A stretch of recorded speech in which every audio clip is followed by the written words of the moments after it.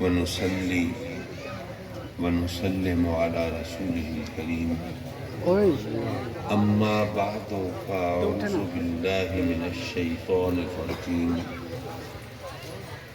بسم الله الرحمن الرحيم ولو أنهم إذ ظلموا أنفسهم جاءوك فاستغفروا الله واستغفر لهم الرسول لوجدوا الله توابا رحيما صدق الله مولانا العلي العظيم وصدق رسوله النبي الأمين ونحن على ذلك لمن الشاهدين والشاكرين والحمد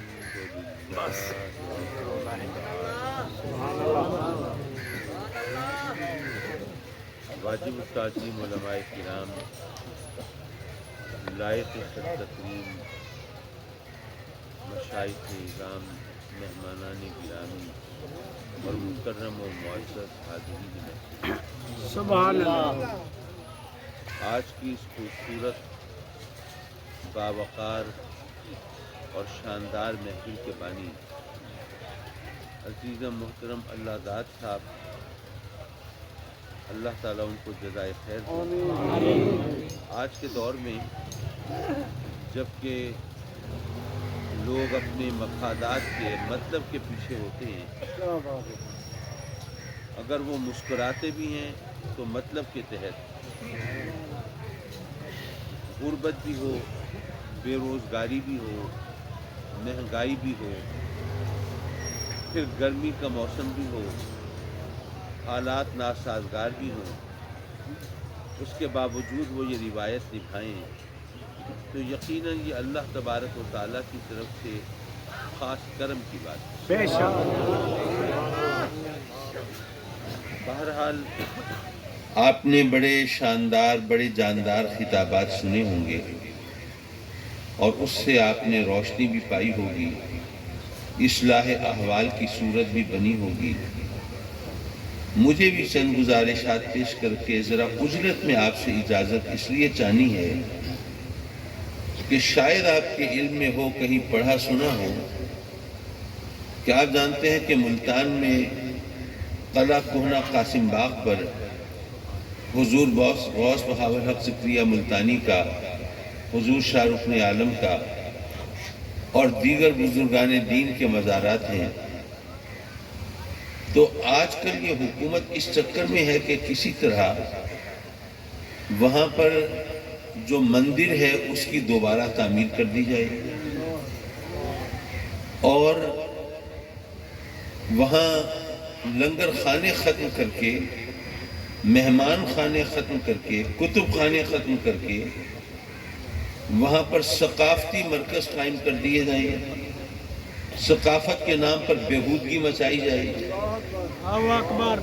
اب آج اتفاق سے چیف منسٹر پنجاب ملتان آ رہے ہیں تو مجھے کمشنر ملتان نے کہا کہ جی اگر آپ چاہیں تو قلعے کے مسئلے پر 7 بجے آ کر ان سے میٹنگ کر لیں۔ تو میں نے دیگر علماء کو بھی، دوستوں کو اکٹھا کیا اور 7 بجے سرکٹ ہاؤس میں چیف منسٹر سے اس مسئلے میں ملاقات کرنی ہے۔ تو اس وجہ سے مجھے مختصر گفتگو کر کے آپ سے اجازت چاہنی ہوگی، لیکن بہرحال اس محفل کی برکتیں تو ہم سب کو سمیٹنی ہیں، جھولیاں تو ہمیں بھرنی ہیں اور اس کی رحمتوں سے حصہ تو ہمیں پانا ہے۔ حضرات مکرم، ہم سب اس کی رحمت سے حصہ لینا چاہتے ہیں، لیکن کبھی آپ نے یہ سوچا کہ اللہ کی رحمت جو ہم کہتے ہیں تو رحمت کا مطلب کیا ہے؟ رحمت کسے کہتے ہیں؟ ہر لفظ کا کوئی مطلب ہوتا ہے نا۔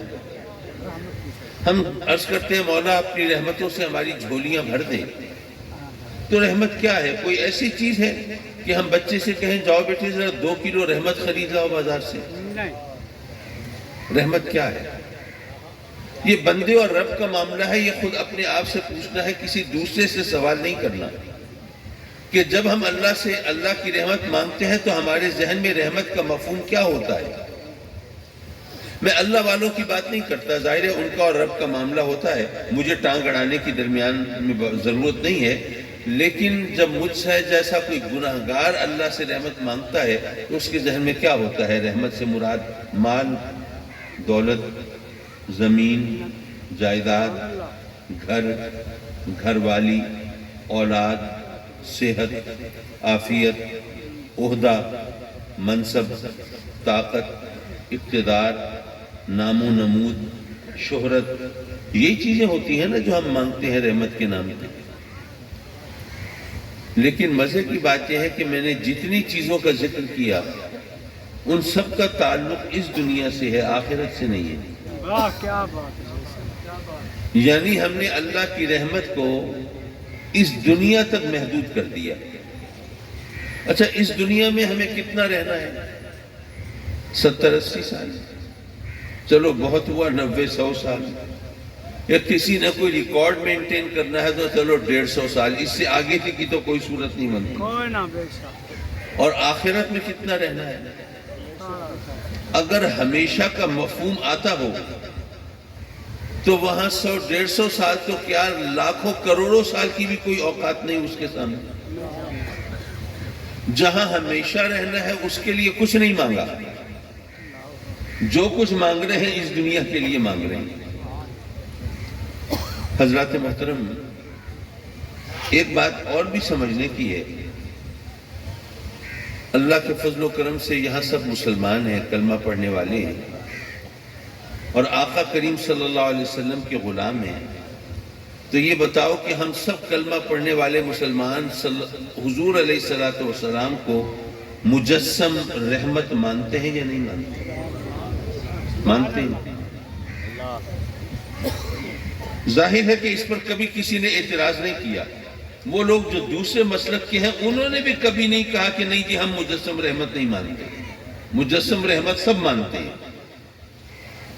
اب یہ میں آپ سے پوچھتا ہوں کہ اگر آپ آقا کریم صلی اللہ علیہ وسلم کو مجسم رحمت مانتے ہیں تو جس طرح میرے آقا کریم صلی اللہ علیہ وسلم نے جس طرح زندگی گزاری، اگر ویسے زندگی گزارنے کا آپ کو موقع ملے تو کیا آپ بہت خوش ہوں گے؟ ذرا سوچ سمجھ کے جواب دیجیے۔ ہم جب آقا کریم صلی اللہ علیہ وسلم کی سیرت مبارکہ بیان کرتے ہیں تو کس انداز سے کہ میرے آقا کریم وہ ہیں جو کھجور کی چٹائی پر آرام فرماتے ہیں، سرکار جو کی روکھی سوکھی پہ گزارا فرماتے ہیں، بلکہ کھانے کو اگر وہ بھی میسر نہیں تو شکم مبارک پہ پتھر باندھ دیا کرتے ہیں، پیبند لگے کپڑے زیب تن فرماتے ہیں۔ میرے آقا کریم ان کا عالم یہ ہے کہ اپنی لاڈلی شہزادی کو پیبند لگی چادر میں گھر سے رخصت فرماتے ہیں۔ یہ سب چیزیں حقیقت ہیں کہ نہیں ہیں؟ اب اگر ہمیں کبھی ایک وقت فاقہ کرنا پڑے، پیٹ پر پتھر تو اس وقت باندھنے کی نوبت آتی ہے جب کئی دن کا فاقہ ہو، کہ وہ خالی پیٹ جو ہے وہ پھر برداشت نہیں ہوتا تو پھر پتھر باندھ دیتے ہیں تاکہ وہ بھوک کی وجہ سے جو پیٹ میں درد ہو رہا ہے وہ نہ اٹھے۔ وہ کئی دن کے فاقوں کے بعد پیٹ پہ پتھر باندھنے کی نوبت آتی ہے، لیکن ہمیں اگر ایک وقت کا فاقہ ہو تو رب کی بارگاہ میں شکوے شکایتوں کے دفتر کھول کے بیٹھ جاتے ہیں، مولا وہ جو کافر ہیں ان کو تو بڑا نوازا ہے تو نے، بڑا مال ہے ان کے پاس، بڑی دولت ہے، چین کی بنسی بجاتے ہیں، عیش و عشرت کی زندگی گزارتے ہیں، اور کیا ان کے کر و فر ہے، کیا ٹھاٹ باٹ ہے، کس طرح عیش و عشرت ان کو میسر ہے، اور ہم تیرے کلمے پڑھنے والے، تیرے محبوب علیہ السلام کی غلامی کرنے والے، اور ہم مولا تیری بارگاہ میں سجدہ ریز ہونے والے، ہم ترستی اور سسکتی ہوئی زندگی گزارتے ہیں۔ ایسا ہے کہ نہیں؟ اگر ہمیں آقا کریم صلی اللہ علیہ وسلم کی طرح جس طرح آپ نے یہاں زندگی گزاری اگر ویسے زندگی گزارنے کا موقع ملے تو ہم تو رب کی بارگاہ میں شکووں و شکایتوں کے دفتر کھول کے بیٹھ جائیں گے۔ ہم تو جناب رب کی بارگاہ میں عرض کریں گے مولا ہمیں اس مصیبت سے چھٹکارا دلا، یہ بھوک کی یہ شدت ہم سے برداشت نہیں ہوتی، یہ غربت کی انتہا ہم سے برداشت نہیں ہوتی، مولا یہ اتنی سخت کڑی زندگی ہم سے برداشت نہیں ہوتی۔ اور مزے کی بات یہ ہے کہ ان کو مجسم رحمت مانتے ہیں اور یہ تمام چیزیں جو میں نے بتائیں ان کی زندگی کا حصہ مانتے ہیں۔ سبق کیا ملا؟ سبق یہ ملا دراصل کہ میرے آقا کریم نے جو زندگی گزاری اس میں وہ ہمیں کچھ سکھا رہے ہیں، ورنہ ذرا سوچئے کہ میرے آقا کریم کی مجبوری تھی یہ زندگی گزارنا۔ وہ اگر چاہتے تو احد پہاڑ سونے کا بن کے ان کے ساتھ ساتھ چلتا، پہاڑ سونے کا بن کے، یہ کوئی ذرا سے پتھر کی بات نہیں ہو رہی، احد پہاڑ سونے کا بن کے ان کے ساتھ ساتھ چلتا ہے۔ لیکن تشریف رکھیے، بہت شکریہ۔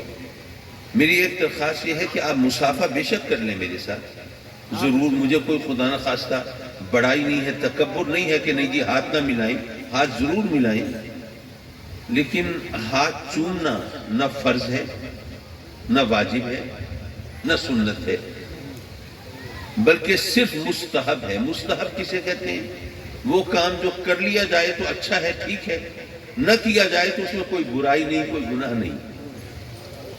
اور یاد رکھو مستحب بھی اس صورت میں ہے جب اس ہستی کے ہاتھ چومے جائیں جو اس قابل ہے کہ ان کے ہاتھ چومے جائیں،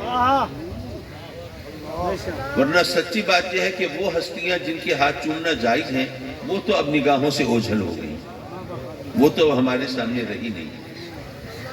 تو اس لیے آپ سے درخواست ہے کہ آپ مسافہ ضرور کریں، ہاتھ ملانا، ملاقات کرنا، ایک دوسرے سے میل جول رکھنا یہ تو بہت ضروری ہے، لیکن ہاتھ چومنے سے گریز کریں، بس اتنی مہربانی کریں میرے ساتھ۔ حضرات مکرم، میں یہ عرض کر رہا تھا کہ آقا کریم حضور علیہ السلام نے جو یہ حیات مبارکہ اپنائی تو اس میں ہمارے لیے سبق تھا۔ میرے آقا کریم نے دراصل ہمیں بتایا کہ اے میرے غلاموں، اگر میں چاہوں تو جنت کی نعمتیں میرے دسترخوان پہ رہیں، لیکن تمہیں تو کبھی فاقہ بھی کرنا پڑے گا نا، کبھی روکھی سوکھی پہ گزارا بھی کرنا پڑے گا۔ چلو میں بھی اپنے شکم مبارک پہ پتھر باندھ کے دکھا دیتا ہوں کہ کبھی ایسا کڑا وقت تمہارے اوپر آئے تو تمہارے سامنے میری مثال ہو، اور رب سے شکوہ نہ کرو۔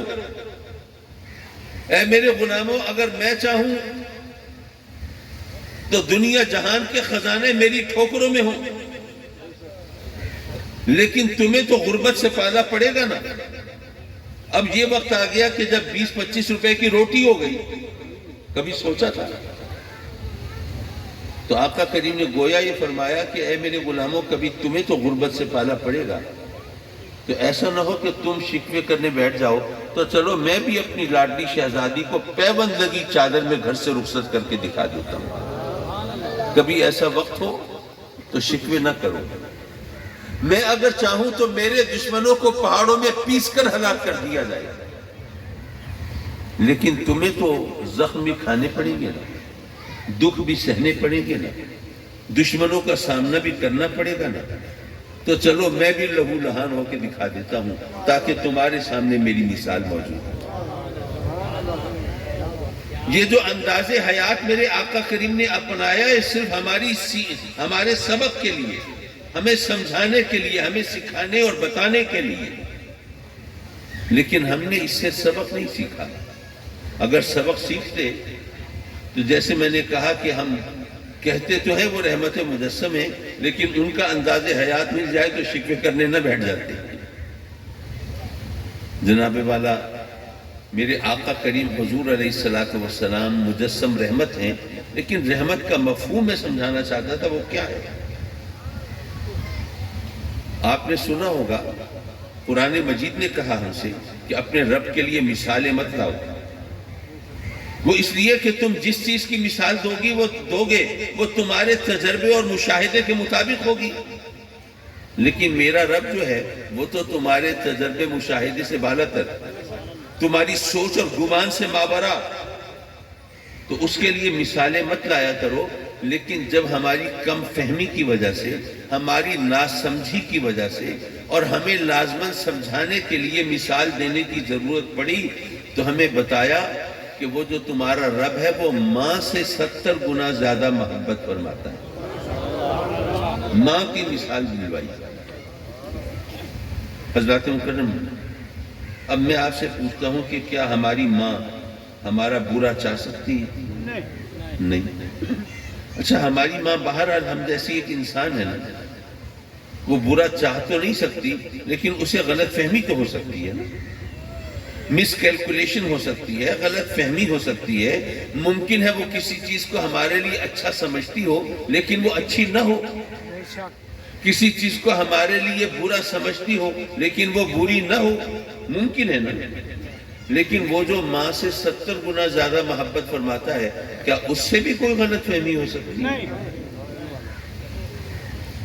اب جو ہماری ماں ہے وہ تو ہمارا برا نہیں چاہ سکتی، تو جو ماں سے 70 گنا زیادہ محبت فرماتا ہے وہ برا چاہے گا؟ نہیں۔ تو پتہ یہ چلا کہ اصل میں رحمت یہ ہے کہ ہم اپنے رب کی رضا پہ راضی ہو جائیں، وہ اس لیے کہ وہ جو کچھ ہمارے لیے چاہے گا اس سے بہتر ہم اپنے لیے نہیں چاہ سکتے، سبحان ہم اس سے بہتر اپنے لیے نہیں چاہ سکتے۔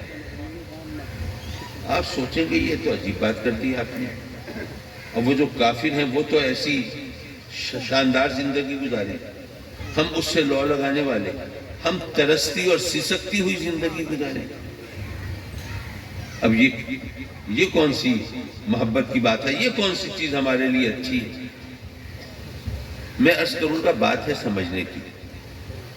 یہ بتائیے کہ ہمیں ہر چیز کا رب کی بارگاہ میں حساب دینا ہے کہ نہیں دینا ہے؟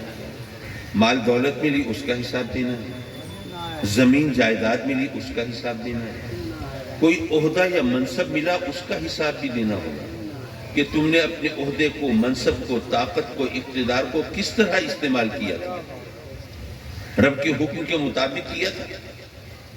اچھا، یہاں ایک بات آئی میرے ذہن میں کہتا چلوں، پھر پتہ نہیں ذہن میں رہے نہ رہے۔ ہم تصوف کے ماننے والے، صوفی حضرات کو ماننے والے، تصوف کی مختلف تعریفیں کتابوں میں لکھی ہوئی ہیں، یقیناً بہت جامع، بہت اچھی تعریفیں ہیں۔ میں نے تصوف کو جس طرح سمجھا، میں اپنے لفظوں میں ایک جملہ ہے وہ بیان کرتا چلوں۔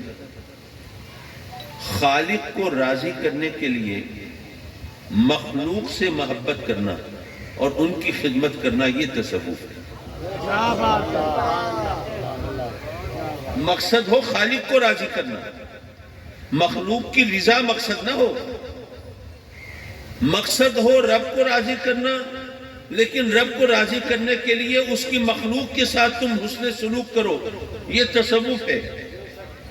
حضرات مکرم، وہ جو ماں سے 70 گنا زیادہ محبت فرماتا ہے، اس بات کو لوگوں نے الٹے مطلب میں لیا۔ ایک صاحب مجھ سے میں ان کو کہنے لگا، یا خدا کا خوف کرو، سنا ہے کہ تم لوگوں کی رقمیں مار لیتے ہو، قبضہ گروپ ہو، زمینوں پہ قبضے کر لیتے ہو، اس طرح تم نے کبھی سوچا رب کی بارگاہ میں جواب دہی بھی کرنی ہوگی؟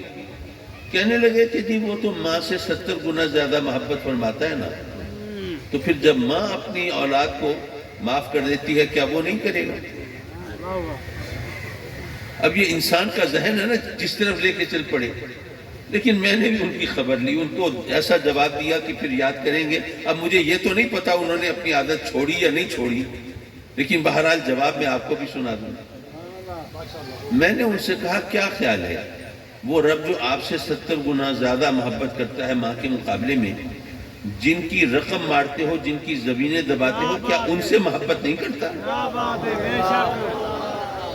وہ صرف تم سے اتنی محبت نہیں کرتا، وہ اپنی ساری مخلوق سے اسی طرح محبت کرتا ہے۔ تو اگر تم ذرا سوچو کہ اگر اس مخلوق کو تنگ کرو گے، ان کا حق کھاؤ گے، ان کے ساتھ ظلم کرو گے کہ جن سے وہ ماں کے مقابلے میں 70 گنا زیادہ محبت کرتا ہے، پھر وہ تمہارے اوپر اس کا قہر و غضب نازل ہوگا کہ نہیں ہوگا؟ ہوگا۔ اس لیے یہ خیال مت کرو کہ صرف مجھ سے محبت کرتا ہے، صرف ہم سے نہیں کرتا، وہ اپنی ساری مخلوق سے اسی طرح محبت کرتا ہے۔ اور جب ساری مخلوق سے محبت کرتا ہے تو پھر ہمیں یہ دھیان رکھنا ہوگا کہ دوسری مخلوق جو ہے وہ بھی اسی طرح، وہ اس کے ساتھ اگر ظلم کرو گے تو اس کے قہر و غضب کو دعوت دو گے۔ حضرات مکرم، دیکھیے بات یہ ہے کہ ماں تو اپنی اولاد کا برا نہیں چاہتی، تو ماں سے 70 گنا زیادہ محبت کرنے والا برا کیسے چاہ سکتا ہے؟ لیکن اچھائی اور برائی کا پیمانہ کیا ہے؟ اسی مجمع میں کچھ لوگ ہوں گے جو رب کی بارگاہ میں شکوے کرتے ہوں گے، مولا یہ ترستی سسکتی زندگی، روٹی کھانا مشکل ہو گیا، پہلے تو دال روٹی کہتے تھے، اب تو خالی روٹی مشکل ہوتی جا رہی ہے۔ ہم نے تو جب سے آنکھ کھولی یہی سنا کہ جناب پاکستان بڑے نازک دور سے گزر رہا ہے، لیکن جتنے نازک دور سے آج گزر رہا ہے شاید کبھی بھی نہیں گزرا تھا۔ یہ حالات تو ایسے ہو گئے۔ حضرات مکرم، بات یہ ہے کہ ہم سب کو حساب دینا ہے رب کی بارگاہ میں۔ مال دولت ملی اس کا حساب دینا ہے، زمین جائیداد ملی اس کا حساب دینا ہے، اگر کوئی عہدہ منصب طاقت و اقتدار ملا اس کا حساب بھی دینا ہے، اگر اولاد ملی اس کا حساب بھی دینا ہے کہ تمہیں اولاد بھی تھی اس کو رزق حلال پہ پالا تھا، اپنی اولاد کو کیا ایک اچھا پکا سچا مسلمان بنایا تھا، ہر چیز کا حساب تو دینا ہے۔ اچھا فرض کیجئے میں آپ میں سے 2 بندوں کو زحمت دوں، ان کو بلاؤں، ایک کو 1000 روپے دوں اور دوسرے کو 10 لاکھ روپے دوں، اور کوئی 2-4 مہینوں کے بعد پھر پھیرا لگاؤں، دونوں کو پھر بلاؤں، ہاں بھائی آپ کو 1000 روپے دیے تھے ذرا بتائیے کہاں خرچ کیے، ہاں آپ کو 10 لاکھ دیے تھے آپ بتائیں آپ نے کہاں لگائے۔ کیا خیال ہے کس کے لیے حساب دینا آسان ہوگا؟ آج کل 1000 روپے تو حساب کتاب میں آتے ہی نہیں، پتہ ہی نہیں چلتا کہاں چلے گئے۔ 1000 روپے والے کے لیے کہیں آسان ہوگا حساب دینا، ٹھیک ہے نا یارو؟ کیا پتا اسی محفل میں کچھ لوگ ایسے ہوں جو اپنی غربت کے ہاتھوں تنگ بھی ہو، رب کی بارگاہ میں شکوے بھی کرتے ہو، لیکن رب کائنات گویا یہ کہتا ہو یہ میرا بندہ چند روزہ زندگی یہ اس شکوے شکایت میں غربت میں گزار لے، یہ بہتر ہے اس کے لیے، ورنہ میں جانتا ہوں میں نے اگر اس کو مال زیادہ دیا نا تو اس کے لیے حساب دینا مشکل ہو جائے گا، اس کی آخرت خراب ہو جائے گی۔ کیا پتا اسی محفل میں کچھ لوگ ایسے ہوں جن کی غربت بھی در حقیقت ان کے لیے اللہ کی رحمت ہو، یہ وہ بہتر جانتا ہے۔ ہم کوتاہ بھی ہیں، ہم شارٹ سائٹڈ لوگ ہیں، ہمیں کیا پتا ہمارے لیے کیا چیز بہتر ہے کیا بری ہے، وہ تو جانتا ہے نا۔ اگر ہم نے اس سے لو لگائی ہے، اگر پیگے بڑھائی ہیں، اگر ہم نے اس کے قرب کے مدارس طے کیے ہیں، اگر ہم نے اس کے در رحمت پہ دستک دی ہے، قہر و غضب کو دعوت نہیں دی، سرکشی نہیں کی، بغاوت نہیں کی، نافرمانی نہیں کی، حکم دولی نہیں کی، تو پھر وہ جو ہمارے لیے چاہے گا اس سے بہتر تو ہم اپنے لیے چاہ ہی نہیں سکتے۔ ہم تو اپنے لیے سوچ سمجھ کے جناب مال مانگ رہے ہوں گے، لیکن آقا کریم کا فرمان سنا ہوگا آپ نے کہ انسان ایسی چیز ہے اس کو ایک پوری وادی سمجھتے ہیں آپ، 2 پہاڑ جہاں مل رہے ہوتے ہیں، ایک پہاڑ ایسے آیا دوسرا پہاڑ ایسے آیا، اب جو درمیان میں نیچے والی جگہ ہے وہ وادی کہلاتی ہے۔ فرمایا کہ اس کو اگر پوری ایک وادی سونے سے بھری ہوئی مل جائے تو پھر بھی اس کی طبیعت نہیں بھرے گی، یہ کہے گا کہ ایک وادی اور مل جائے۔ یہ میرے آقا کریم کا فرمان ہے۔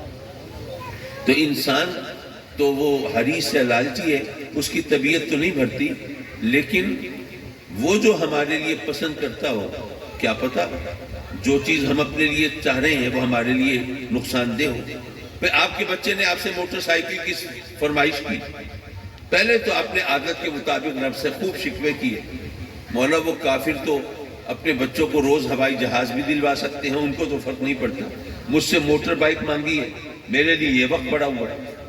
پھر سوچا کہ نہیں یار بچے فرمائش کریں نا، ان کی فرمائشیں پوری کرنی چاہیے، ورنہ ان کی سائیکی بگڑ جاتی ہے، ان کی نفسیات خراب ہو جاتی ہے، وہ سوچنے لگتے ہیں کہ ہماری والدین کی نظروں میں کوئی حیثیت ہی نہیں ہے، ان کے دوست جو ہیں وہ بھی تانے دیتے ہیں تمہاری یہی اوقات تھی، ایک موٹر بائک مانگی تھی وہ بھی تمہیں نہیں ملی۔ تو بچوں کی فرمائشیں پوری کرنی چاہیے۔ اچھا بھائی چلو کوئی جمع پونجی اکٹھی کرو، کوئی دوستوں سے قرض ادھار لو، کوئی کمیٹی ڈالو، کوئی کسی کا احسان لو، اور کسی طرح کرا کے بچے کو موٹر سائیکل دلوا دی۔ اب آج کل بچے موٹر سائیکل چلاتے تو نہیں ہیں، اڑاتے ہیں۔ وہ بچہ تیز رفتاری کی وجہ سے یا ون ویلنگ کی وجہ سے یا کسی سبب سے خدا نہ خواستہ کسی حادثے سے دوچار ہو، زندگی بھر کے لیے معذور ہو یا دنیا سے گزر جائے، بچے پر تو جو گزری سو گزری، آپ تو ساری زندگی اپنے آپ کو الزام دیتے رہیں گے، وہ تو بچہ تھا، وہ موٹر بائک مانگ رہا تھا، مجھے تو سوچنا چاہیے تھا بچوں کو کس عمر میں موٹر سائیکل دلوانی چاہیے۔ اگر پتہ ہوتا یہ حادثہ ہوگا کبھی دلواتے موٹر بائک؟ نہیں، وہ تو جانتا ہے کیا ہوگا کیا نہیں ہوگا۔ ہو سکتا ہے تم جو چیزیں اپنے لیے مانگ رہے ہو وہ جانتا ہو کہ یہ چیزیں اس کو دے دیں تو اس کی تو تباہی ہے۔ اس لیے ہم اگر اپنے رب کی رضا پہ راضی ہو جائیں نا تو یہ ہے اس کی رحمت۔ ہم اس کی رضا پہ راضی ہو جائیں کہ مولا وہ ماں اپنے بچوں کا برا نہیں چاہتی، تو کیسے اپنے بندوں کا برا چاہے گا؟ تو مولا ہم تیرے بندے تیری بارگاہ میں سجدہ ریز ہیں اور عرض کرتے ہیں کہ مولا ہم تیری رضا پہ راضی ہیں، ہمیں نہیں پتا کل کیا ہوگا، ہمیں نہیں پتا جو چیز ہم مانگ رہے ہیں یہ ہمارے لیے اچھی ہے یا نہیں ہے، ہمیں نہیں پتا یہ زمین کا قلعہ ہم خریدنا چاہ رہے ہیں لیکن کل اسی پر جھگڑا ہو اور نہ جانے کتنی لاشیں یہاں پہ پڑی ہوں، ہمیں کچھ خبر نہیں، مولا ہم تیری رضا پہ راضی ہیں۔ حضرات مکرم، رب کائنات نے اپنے محبوب علیہ السلام کو اپنی رحمت کا نشان بنا کے ہمارے پاس بھیجا۔ جو آیہ کریمہ تلاوت کی اس پر مختصر سی گفتگو، وَلَوْ أَنَّهُمْ إِذْ ظَلَمُوا أَنفُسَهُمْ جَاءُوكَ، اور اگر وہ اپنی جانوں پر ظلم کر بیٹھے، اپنی جانوں پر ظلم کر بیٹھے کیا مطلب؟ کوئی خودکشی کرنے کی کوشش کریں یا کوئی اپنے آپ کو پیٹ رہے ہوں، ماتم کر رہے ہوں، یا کوئی نشے کی لت لگا کے اپنی صحت تباہ کر رہے ہوں، کیا مراد ہے اپنی جانوں پر ظلم کر بیٹھے؟ یارو یہ قرآن کا انداز بیان ہے، سمجھیے۔ رب کائنات نے ہمیں بتایا کہ اے میرے بندو، اگر تم اللہ کا حکم مانتے ہو، اس کی بارگاہ میں جھکتے ہو، اس سے لو لگاتے ہو، اس کی عبادت اور ریاضت کرتے ہو تو اللہ پر احسان نہیں کرتے، تمہاری عبادت سے اس کی شان میں کوئی اضافہ نہیں ہوتا، اور اگر تم اس کی نافرمانی کرو، حکم دونی کرو، اگر نماز نہ پڑھو، سجدے نہ کرو تو اس کی شان میں کوئی کمی نہیں ہوتی، اس کو تمہارے سجدوں کی کوئی ضرورت نہیں۔ اگر عبادت کرو گے تو اپنے ساتھ بھلائی کرو گے، اور اگر اس کی نافرمانی کرو گے تو اپنے ساتھ ظلم کرو گے۔ تو اپنے ساتھ ظلم کرنے کا مطلب کیا ہے؟ کہ اپنے رب کے احکام سے روگردانی کر بیٹھو، اس کی نافرمانی کر بیٹھو اور اس کے قہر و غضب کو دعوت دینے والے کام کر بیٹھو۔ اگر تم اپنے رب اپنے آپ کو نقصان پہنچا دو، اگر اپنی جان کو مشکل میں ڈال لو، پھر کیا کرو؟ اس کی رحمت سے نا امید مت ہو، بلکہ مجسم رحمت کی بارگاہ میں حاضر ہو جاؤ۔ مولا حکم تو تیرا ماننا تھا، نہیں مانا، فرمان تیرا تھا، اس میں ہم نے ڈنڈی مار دی، تو مجرم تو تیرے ہوئے۔ تو مولا جب تیرے مجرم ہے تو جو کچھ کرنا ہے تو خود کر لینا، وہاں نبی کریم کی بارگاہ میں بھیجنے کی کیا ضرورت ہے؟ حضرات مکرم، رب کائنات نے گویا ہی فرمایا کہ اے میرے بندو، تم میرے مجرم ہو، لیکن اگر مجرم آ جائے عدالت میں تو پھر کیا ہوگا؟ سزا ملے گی کہ نہیں؟ ملے گی۔ تو اگر تم اسی طرح آ گئے تو پھر کیا ہوگا؟ میں عادل ہوں، میں عدل فرماؤں گا، اور جب میرا عدل ہوگا تو میں قہار و جبار بھی ہوں، تمہیں میرے قہر و جبر کا سامنا بھی کرنا پڑے گا۔ تو اس لیے تم اسی طرح منہ اٹھا کے نہ چلے آؤ، بلکہ میرے محبوب کا دامن پکڑ کے آؤ۔ اچھا مولا ٹھیک ہے، تیرا فرمان ہے تو ٹھیک ہے، تیرا فرمان سر آنکھوں پر۔ تو جب تیرے محبوب کا دامن پکڑ لیا، وہاں آ گئے، تو اب تو ہمیں معافی مل جانی چاہیے۔ اب اس نے فرمایا نہیں، فاستغفروا اللہ، اب اللہ سے استغفار کرو۔ مولا معافی تجھ سے مانگنی تھی تو وہاں جانے کی کیا ضرورت تھی؟ اللہ نے گویا یہ فرمایا کہ اے میرے بندو، معاف تو میں اس کو کروں گا جو میرا محبوب کا دامن پکڑ کے آئے گا، لیکن اپنا قصور مانے تو صحیح نا، اپنی غلطی کو تسلیم کرے تو صحیح۔ یہ گویا میری بارگاہ میں استغفار کر کے یہ اقرار کرے کہ مولا میں مجرم ہوں، میں خطا کار ہوں، میں نے نافرمانی کی، تیرا حکم ماننے سے انکار کیا، مولا میں سزا کا مستحق ہوں، لیکن تیرے محبوب کا دامن پکڑ کے آیا ہوں، کرم فرما دے۔ وَاسْتَغْفَرَ لَهُمُ الرَّسُولُ، اور صرف تیرا زبان ہلا دینا کافی نہیں، صرف تیرا معافی مانگ لینا کافی نہیں، پھر اگر میرے محبوب نے کرم کیا، اس نے بھی اگر تیری سفارش کر دی، اگر اس نے بھی تیرے لیے مغفرت طلب کر لی، پھر کیا ہوگا؟ لَوَجَدُ اللَّهَ، پھر وہ اللہ کو پالیں گے۔ مولا یہ سارا چکر تجھے پانے کے لیے ہے؟ تو قرآن میں تو نے کہا کہ وَنَحْنُ أَقْرَبُ إِلَيْهِ مِنْ حَبْلِ الْوَرِيدِ، ہم تو ان کی شہرک سے زیادہ ان سے قریب ہیں۔ تو جو شہرک سے زیادہ قریب ہو اس کو پانے کے لیے ادھر ادھر جانے کی کیا ضرورت ہے؟ حضرات مکرم، رب نے گویا یہ فرمایا کہ اے میرے بندو، اگر تم تو مجرم ہو نا، تم خطا کار ہو، تو اگر تم ویسے ہی منہ اٹھا کے آؤ گے تو مجھے قہار و جبار پاؤ گے، لیکن اگر محبوب کا دامن پکڑ کے آؤ گے تو پھر مجھے کس طرح پاؤ گے؟ لَوَجَدُ اللَّهَ تَوَّابًا رَحِيمًا، پھر میں تمہاری توبہ کو قبول فرماؤں گا، تم پر رحم فرماؤں گا، تمہاری سزا کو بخش دوں گا۔ اگر تم نے مجھے تواب و رحیم پانا ہے تو محبوب کا دامن پکڑ کے آؤ، اور اگر مجھے قہار و جبار پانا ہے تو ویسے ہی چلے آؤ۔ حضرت مکرم معاف کیجئے، آپ نے اثر پڑھ لی ہے؟ پڑھنی ہے، تو اس لیے وقت ذرا مختصر ہے، تو میں ذرا ایک حدیث کی روشنی میں یہ آیت کریمہ پر گفتگو کر کے اپنی گفتگو کو ختم کرتا ہوں۔ اس آیت کی تفسیر ایک حدیث میں سمجھیے۔ میرے آقا کریم تشریف فرمائے اور ایک صحابی حاضر ہوتے ہیں، عرض کرتے ہیں آقا بڑی خطا ہو گئی، بڑی لغزش ہو گئی، جان بوجھ کے روزہ توڑ ڈالا، اب اس کے قہر سے بچنے کا کوئی راستہ بتا دیجیے۔ پہلی بات تو یہ سمجھ میں آئی کہ یہ میرے آقا کریم کا حسن تربیت ہے کہ اگر کسی سے خطا ہوئی ہے تو چھپا نہیں رہا، بلکہ اقرار کرتا ہے، آ کے تسلیم کرتا ہے، اور اللہ کے قہر و غضب سے بچنے کا راستہ ڈھونڈتا ہے۔ تو آقا کریم نے فرمایا کہ اچھا بھئی، اگر روزہ توڑ ڈالا ہے تو اللہ نے کفارے کی صورتیں بیان کی ہیں نا،